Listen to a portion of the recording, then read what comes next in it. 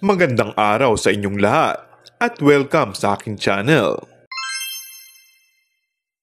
Namaalam na ang TV host actress na si Kim Chiu sa karakter na ginagampanan niya sa Philippine adaptation ng patok na K-drama series na What's Wrong with Secretary Kim.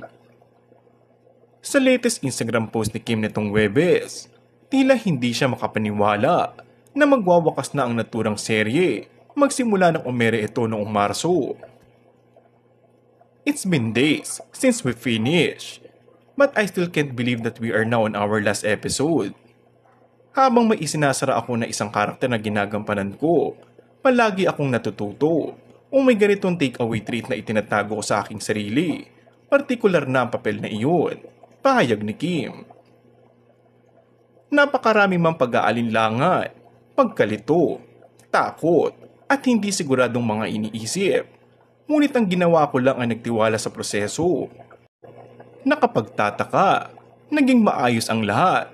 I leave my fears and doubts behind. Dugtong pa niya.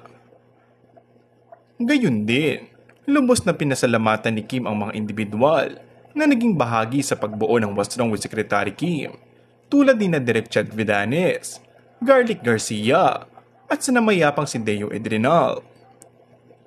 Lalo na sa aktor at leading man nito na si Paolo Avellino. Hindi umuni niya magagawa ang lahat ng ito nang wala ng tulong ng co-actor.